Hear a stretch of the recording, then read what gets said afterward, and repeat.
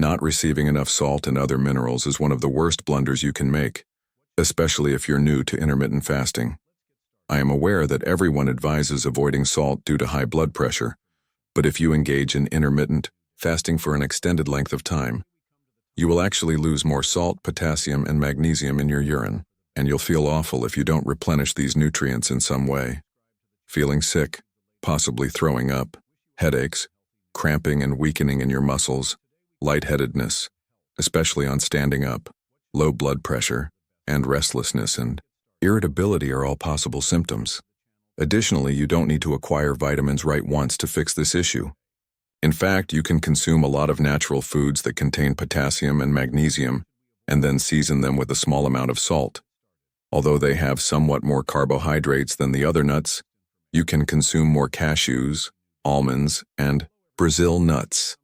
In addition to eating more fatty fish like mackerel, tuna, salmon, and sardines, you can also consume a lot of dark green leafy vegetables and more seeds like pumpkin, sunflower, flax, and hemp seeds. Bone broth is yours to have. A small amount of dark chocolate is yours to have.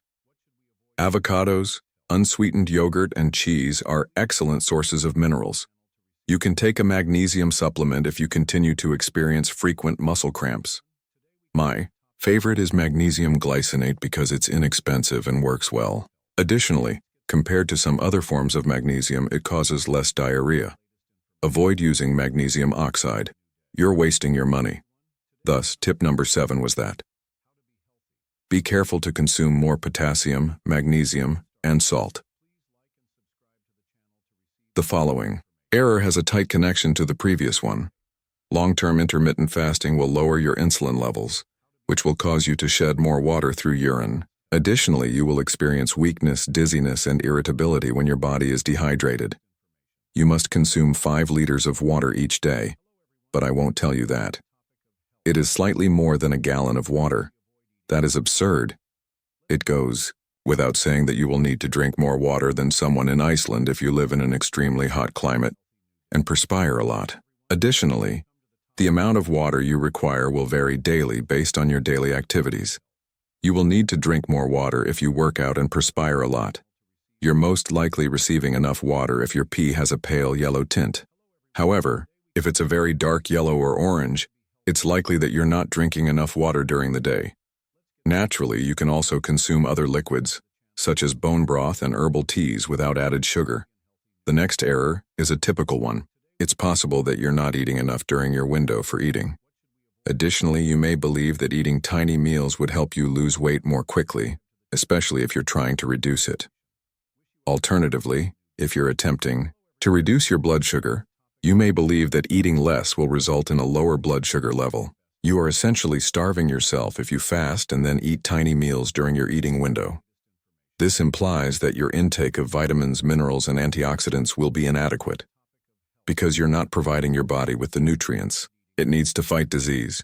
You may continue to get sick and experience recurrent infections, colds, and coughs.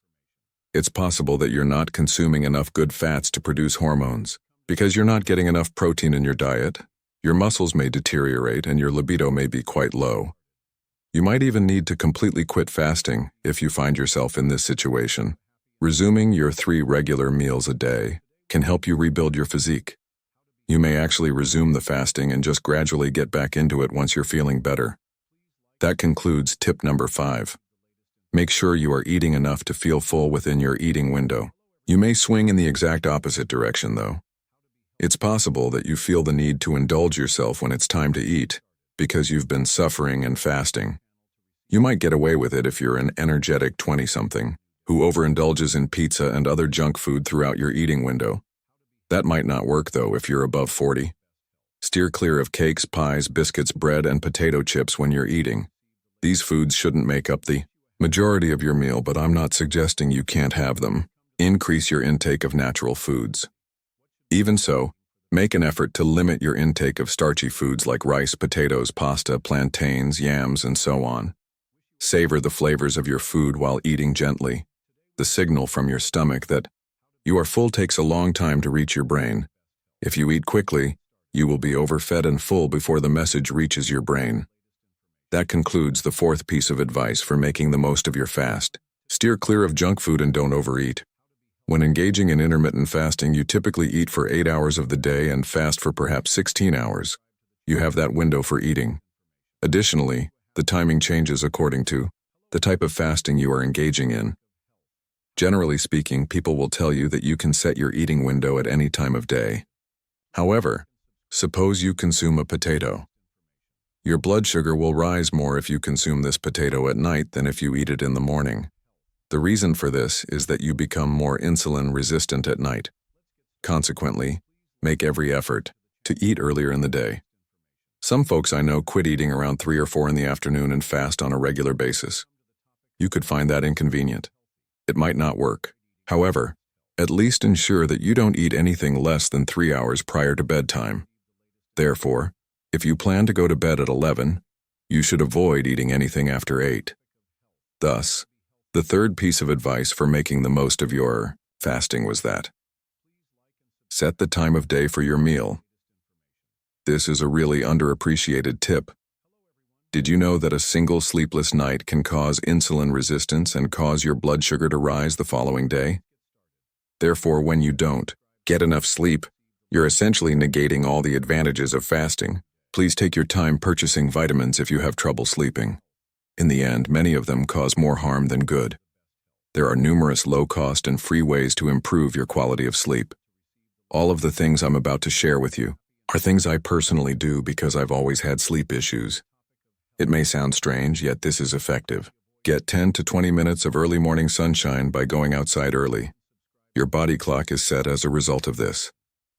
It signals to your brain that you should begin feeling sleepy and preparing for sleep in 12 hours. Avoid caffeine-containing beverages after midday. Of course, coffee is part of that. Some teas contain a lot of caffeine.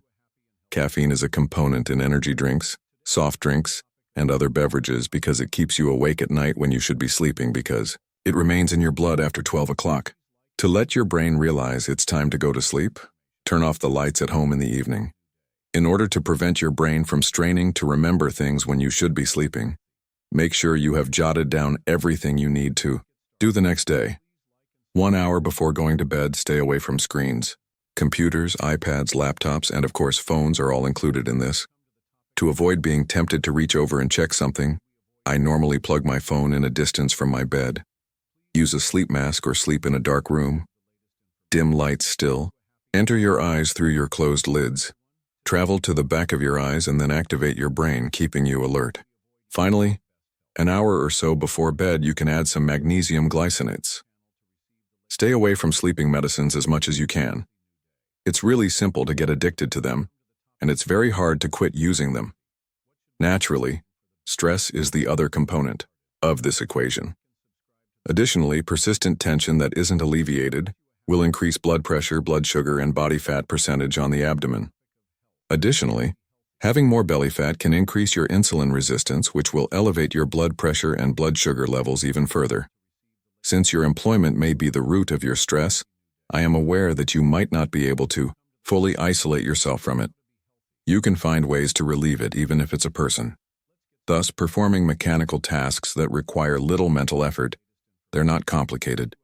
These aid in the processing of your negative feelings, which can improve your ability to handle stress. Walking, knitting, gardening, and punching a punching bag. All of these can be beneficial. All you have to do is figure out what works for you. You can feel better and get things off your chest by journaling and actually writing down the things that are troubling you. Deep breathing, yoga, stretching, meditation, and prayer. All of these can make it easier for you to handle stress. That is advice number 2 on how to maximize the benefits of intermittent fasting. Find strategies to reduce your stress levels and try to get as much excellent sleep as you can. One of the main reasons why individuals quit fasting and lose out on all of its wonderful advantages is this error. You may argue that intermittent fasting is easy. You simply don't eat. Indeed, it is accurate. Your body will be shocked if you suddenly start fasting if you're used to eating 3 or more meals a day with lots of snacks in between. You will experience intense hunger. You will experience fatigue, nausea, and vertigo. In order to prevent all of these negative effects, I will explain to you how to gradually transition to intermittent fasting. Additionally, You have 3 to 4 weeks to complete this task. Simply eat all of your usual meals during the first week. Refrain from snacking. You are not in need of them.